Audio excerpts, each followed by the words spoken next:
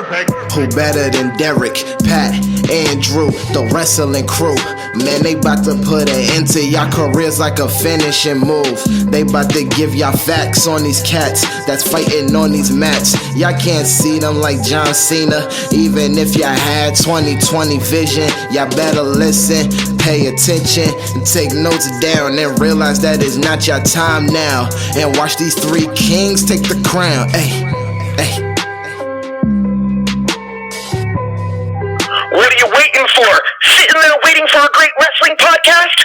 Wrestling IQ 101, it's got your name on it, and you need to listen to it right now. Hey everyone, welcome back to Wrestling IQ 101. My name is Andrew, along with Derek and Pat. What's up, guys? And today we're joined by TNA's, or Impact Wrestling, Robbie E. Yo, first off, when you have me on a podcast, I'm not just Robbie E. I mean, come on, I'm your guest. So you want to say I'm a former X Division champion, former television champion, former two-time tag champion, the best hair in pro wrestling? I mean, come on, put a little oomph behind it, bro. Yeah, do it again. I'm here, guys. Come on. So now we're off to a bad start because that was a terrible introduction. So I don't know which one of you. I don't know which one of you I dislike more. Oh, come on. Yeah, come on, Andrew, do it again. All right. We're sitting here with Robbie E., a former X Division champion, two-time tag team champion, and with the best hair in wrestling, Robbie E. You forgot television champion. Television champion. And I felt like you were reading off a cue card. You didn't say it like you meant it.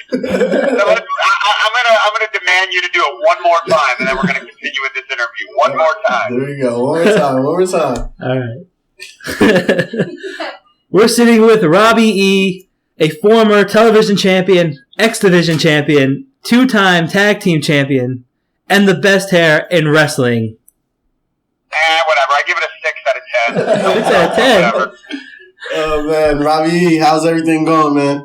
Good. I'm driving right now home. I'm headed back from, where the hell did I just come from? Last night I was in Indiana. Nice. So I had a show in Indiana, and now I just landed at the airport. I'm in my car, and I am headed home to enjoy a day with a lot of alcohol and the Super Bowl. That sounds good. It sounds like a great plan. So, can you, I mean, whoever doesn't know you, they must be crazy, but can you tell us, how you got started in wrestling? What made you want to get into wrestling? I mean, I guess like anyone, I liked it when I was a kid. My older brother liked it, so I wanted to do anything he did, and that's it. I mean, I started watching it when I was 4. I remember that the first match I ever saw, because he was watching, was Sunday night's main event, the 605 show for NWA, and it was Sting versus Stan Spivey. That was the first match I ever laid my eyes on, and I just loved it, and I fell in love with it all through elementary school, and then I got out of it in middle school, and then I got back into it in high school, and that's when I really got serious about looking up schools and wanting to do it and started and researching, and I started working out and trying to get bigger and stuff, and that's when I wanted to take it to the next level. But that's my story of my childhood of how I liked it. I was too cool for it in middle school, but then I got back into it in high school. So you did extra work for WWE. So what made you get signed by TNA over WWE? I just think when someone's on the minor leagues, the independents in wrestling, they're taking any opportunity they could. They want to make a name for themselves and make a living off of pro wrestling like I did. And, whether it was wherever I had an opportunity to make a living off pro wrestling, I was going to explore that. And then it ended up being, I did do a lot of extra work for WWE, but I was never offered anything full-time, not yet. And then, TNA offered me something, and I'm glad I made that decision, and I've had a great almost 7-year career here. And I've traveled the world, and I live in a nice house, and drive a nice car, and that's always been my goal in wrestling. You know what I mean? Just to be able to travel and say I can live off of wrestling and it be my job. And TNA's given me that, so it's awesome.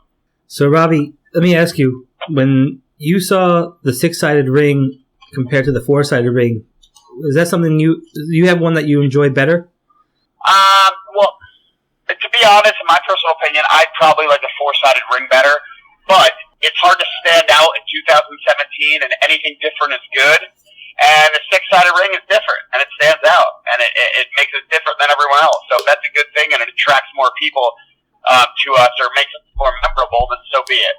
Yeah. I don't mind the 6-sided ring. I would choose the 4-sided if it was up to me. Now, with TNA and their traveling schedule, did you prefer when TNA was on the road, or do you kind of prefer TNA just recording from one location? It's cool being on the road, but I want to do whatever's best for business. And if it's better taping one location for TNA as far as saving more money and doing more important things with their money, then I think it works. But I still travel and I'm on the road regularly for independent wrestling and for when TNA does live events. So I still regularly travel. So if taping our television show is, a better process for us as an organization, doing it out of Universal Studios, then that's what I wanted to do, where I wanted to tape, So speaking of being on the road, you were on the Amazing Race. How much preparation did you put into that compared to, wrestling training and your whole mindset going into it? Well, to be honest, there's really no way to prepare for it. It's kind of like expect the unexpected. You don't know what they're going to hit you with. It's not necessarily about being fit. I mean, it's eating things, or it's memorization, or it's figuring out directions or puzzles. Like, it's so many different things. It's not only about fitness. I know people hear Amazing Race and it sounds like it's all a big foot race. It's not. It's everything combined. So there was really no way to prepare. You just kind of went into it. And to be fair, I didn't even watch the show before I was on it very much. So I was really I watched it leading up to it when I got casted for it. So it was kind of like blindsided going in. And I just kind of figured the best thing to do was just kind of wing it. And we ended up making it to the final. So it worked. Yeah. So now that TNA is owned by Anthem, what's your relation? Did you have a relationship with Dixie Carter, or do you like the new management they have in place? Oh, I love the new management we have in place. They're great people and they want to do great things. But I love Dixie Carter. If it wasn't for her, she's the one that helped TNA get to where it was, no doubt about it, whether you like it or not. She was a great part of making TNA what it was. And, my relationship with her is great. I talk to her still, on a fairly regular basis. I think she's a great woman. And, I wish, in her new role within TNA, I wish her the best. And I think she's going to enjoy it a lot. She'll be around. And, but, the Anthem people are awesome too, so. And with independent wrestling being like a very hot thing right now, do you think it's independence, they make a wrestler better, or you think there's no correlation with that? Well, anything makes a wrestler better if they're wrestling, because the more experience you have, the more experience you have. You know what I'm saying? So independent wrestling is there to practice and get better and things and meet people and make connections and figure out who you are and work on your character and work on your psychology and storytelling. So, I mean, yeah, it should, people need to use that as a platform for just like the minor leagues in baseball. You're there, you practice and they get better. And that's what independents are for. So, yeah, I definitely think it helps wrestlers out. It's hopefully they're using it for the right reasons, asking fighting to watch their matches and what they can do to improve, not just being on the independents thinking there's something coming out. Robbie, tell me about the whole beef that you had with Cookie. And I want, get to the root behind this whole thing. Beef? Yeah. I mean, no real beef. Well, you made it known that you have, a dislike for her. You didn't like working with her. So I just want to know the whole reasoning behind it. I mean, just at the time, we're fine now. Just at the time, she was annoying, She was annoying. I think she just made some immature decisions. She knows that now. We kind of squashed it. We have no problems now. It is what it is, she had a great opportunity and she didn't take advantage of it, and that pretty much sums it up. Talking about that opportunity, you got to do some stuff with JWoww. How was working with her? It was kind of crazy because it was so early on. It was only our, third Impact or second Impact. It was right when we started with TNA. So they're throwing all these things at us. But yeah, I mean, she was super cool. Obviously, wrestling was out of her element, so she was, pretty nervous about it. It was something completely different for her. So she was definitely, a little worried. And, even though she was tough Jersey Shore girl, she was scared coming into our world, as was Ronnie and Angelina. There was a few of them on. It was all kind of out of their element. So they're kind of Ronnie walked in and he sees me, who at the time I was a little bigger with my crazy hair, and then Big Rob, my old bodyguard, who is 4 times my size. So he clearly he was, a little shaken up. But they were all cool people. You know what I mean? You're a really good, singles wrestler. You are a great tag team wrestler with the Bromans. I think you guys are one of the best TNA champions that they had there.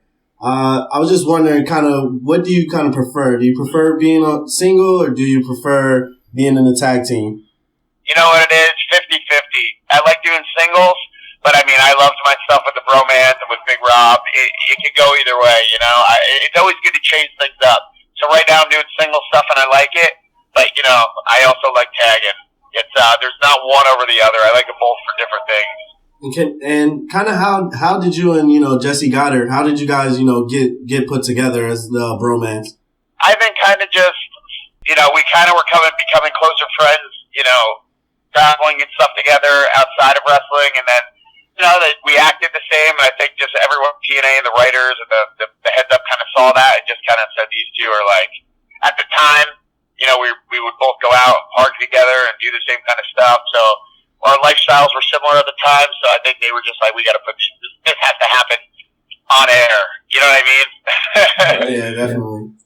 So you guys, you feuded with Menagerie and Mike Knox and everything.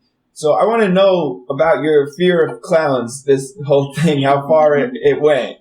Well, when I was a little kid, Pee-wee's Big Adventure freaked me out. And I hated the scenes where the clowns, take them to their hospital thing and, whatever they do. I'd always run all the way upstairs and, hide under my covers.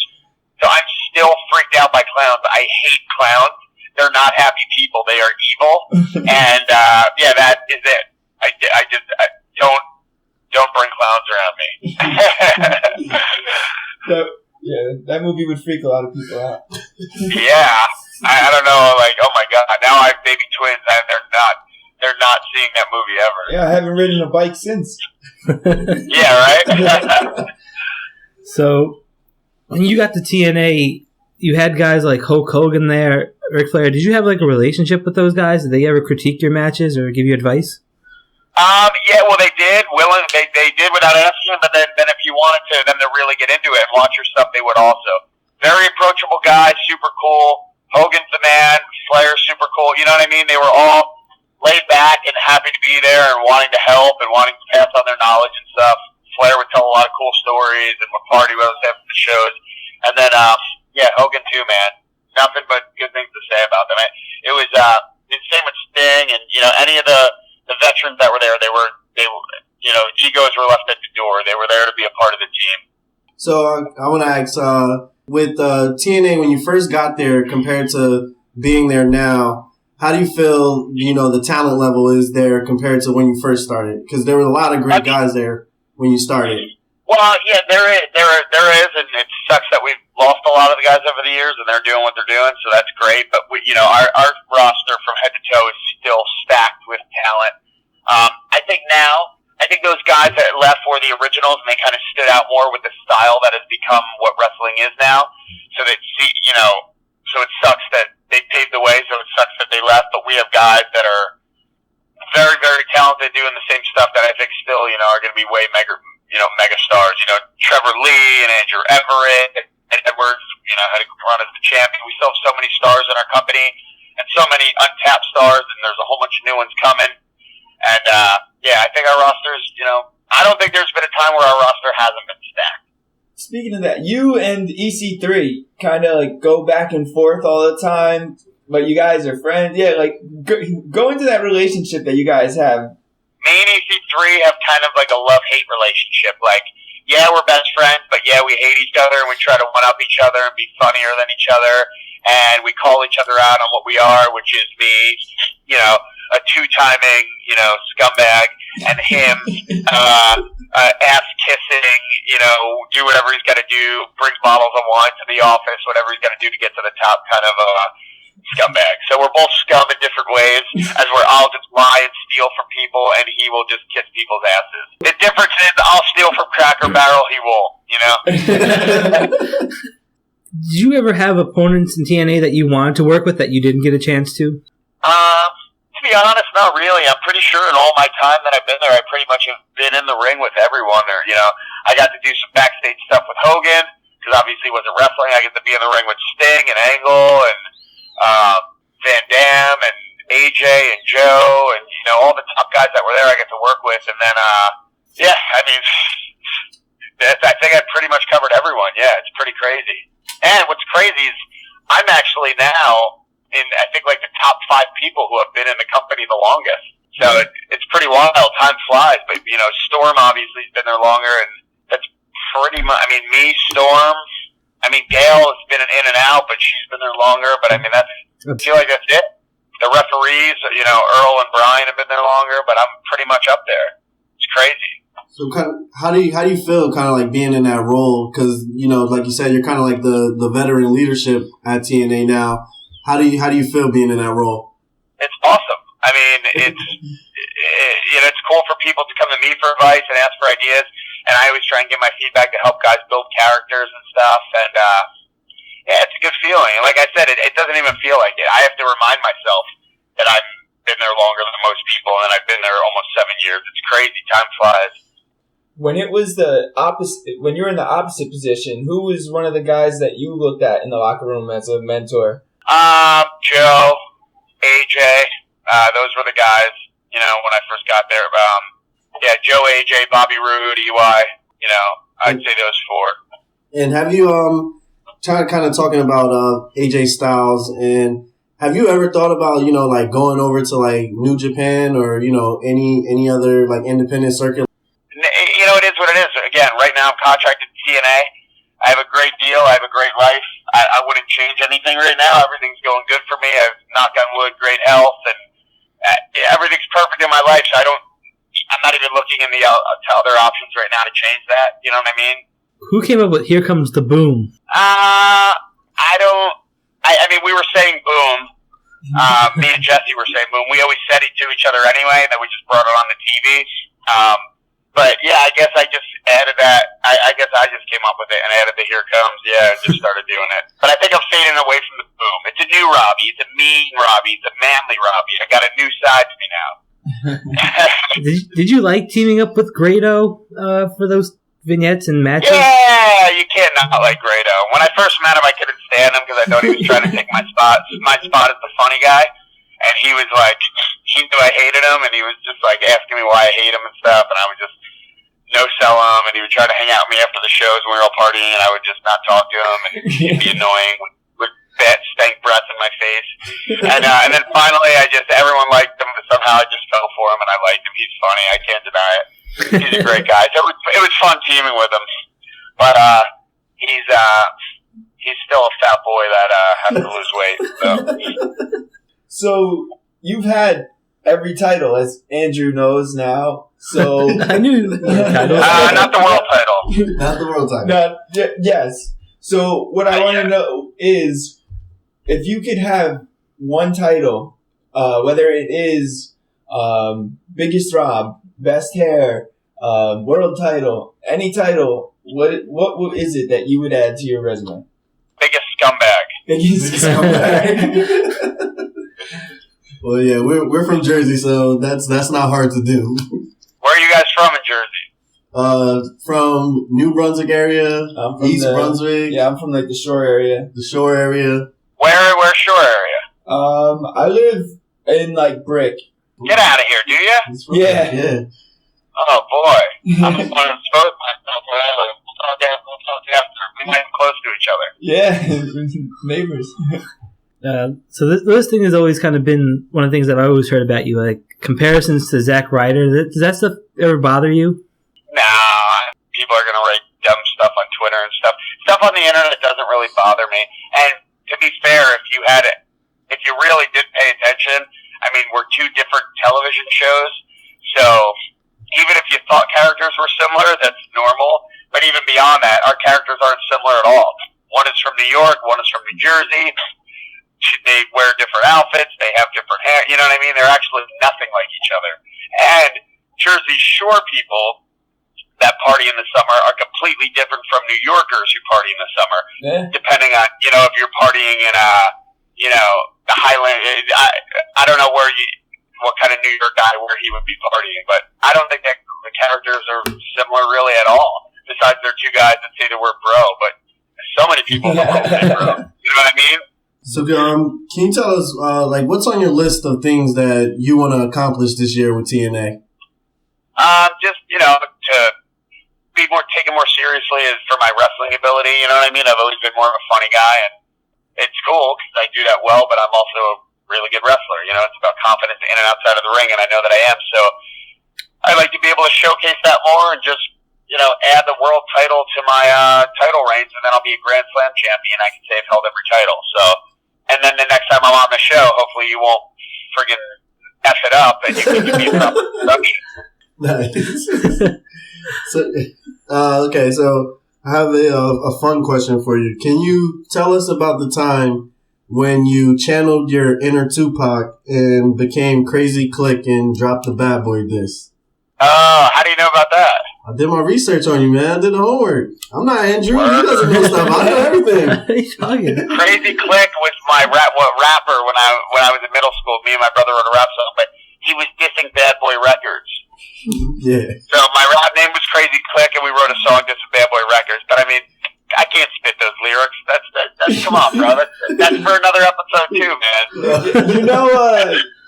Part of Bad Boy was Black Rob, and then you could have just gone with White Rob or or Robbie E or something. Well, when I was in 6th grade, my mind wasn't too good on being that creative. You know what I mean? No, yeah. So when you see guys like Eddie Edwards winning the championship, and he's part of a tag team, does that inspire you to maybe break out even more now, and try to capture the world title? Yeah, I'm happy for him. He's one of my good friends. He's one of the best in the ring, and he deserves it. But yeah, I didn't need that to light a fire under me. I wanted it anyway. Okay. But it's cool to see that and know that tag team guys could be taken seriously like that. Can you tell us how, Jersey independent wrestling, how important was that in developing you? Because you kind of wrestled, all over through New Jersey. Well, when I started, I did Jersey, PA, Massachusetts, Connecticut, New York, all around the Northeast. But, yeah, it's important. It still is. I love wrestling places where I used to wrestle when I started and helping younger guys now. And then, I still have fun doing independence. Like I said, I was in Indiana last night. I'm in Cleveland next week. I'm in upstate New York the weekend. Pretty much somewhere every weekend if I don't have something for TNA. Whether it's in the country or out. I've been doing a lot of international stuff, too. I'm going to Israel in April. This past year, I was in South Africa. I was in India. I was all over Europe. I go to Chile every 3 months for these really big shows. So yeah, I'm busy, man. So I just wanted us to get one opportunity to get on the list. Wow. Well, the list is kind of non-existent now. I know. Chris Jericho took it from me. No. But that's your. But say again. I said no. Yeah, your list, not his. Me and Rob kind of retired it, but I tell you what, after the introduction you gave, 2 of you are on it. The only one that gets on it is the one that knew about my rap history. There we go. There we go. Yeah. Oh, man. Nice. Now, is there anybody, the new guys coming in, like Moose or, Bennett that you would like to, have a match with, or that any of the new guys that you see coming in you would want to wrestle with? Yeah, anyone that I haven't wrestled with, I love to. You know what I mean? It's always a cool experience to get a new experience. So if I haven't wrestled with you, it doesn't matter who you are. I like to do it. But yeah, Moose is the guy now. So yeah, I'd like to get in there with him. He's a ding dong, but yeah, I'd like to. Can you kind of tell us, Eddie Edwards as the champion? Some people I know kind of have a little, they couldn't believe, he became the champion. I know you hang out with Eddie a lot. I see you guys, together on Instagram. Can you just kind of tell us, about Eddie and kind of the hard work that he puts into being a champion? Because I think he's a really great wrestler. Yeah, he's been doing it for as long as I have, and him too. He's traveled. He did independence for years, Ring of Honor for years, and he was in Japan for years for Noah and all over. So he's been all over the world. He's experienced in every style, and he takes wrestling seriously. It's his life. He's a student of the game. He's regularly wanting to get better and, perfect what he does. And that's it. He deserves what he's put in the hard work, and he deserves where he is.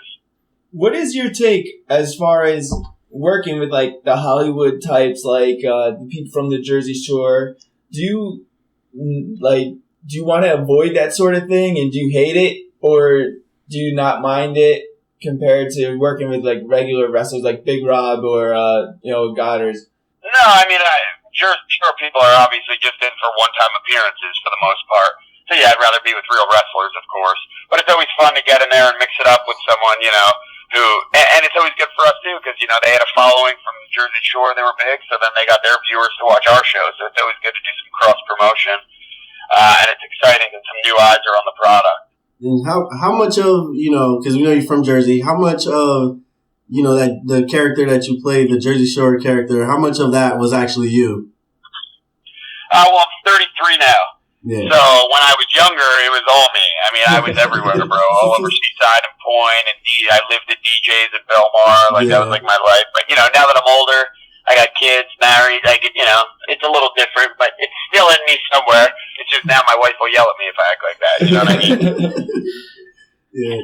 And how is it? How is it the life in Indiana compared to the life in Jersey? Let's just say I was there a day and I'm happy to be home. Nice. Do you have any fun stories on the road, or just anything that happened in the ring you could share? I mean, I would have to think about a million things. You know what I mean? I regularly travel pretty much with Eddie and Zima. That's my crew when we're on the road for TNA stuff. And I mean, every day is a funny story. We could talk for hours. And you're gonna be heading this way up to Jersey soon, right? For independent shows. I believe March 12th, I have a show in North Plainfield, New Jersey. That is the BBWF. That is the next one locally. But in 2 weeks I'm going to Australia, so I got some crazy stuff coming up. You're also going to be in House of Hardcore in Metuchen in a couple months, right? Yeah, April 21st. Yep. Nice. So we're looking forward to seeing you there. Cool, man. You also worked with WrestlePro and other promotions. You plan on maybe going back there? Yeah, I mean, if schedules work out where I could, for sure. I had fun there. They run great shows. All right, guys. Well, Robbie E, can you tell people where they can find you on social media? Yeah, you can find me on Twitter and Instagram at Robbie E Impact, and then my website robbie-e.com, and then of course impactwrestling.com for any kind of Impact news and info, and my roster page and all that kind of stuff that you're looking for. You can also catch him on Pop TV on Impact Pop Wrestling. TV every Thursday night, 8 p.m. Eastern, and yeah.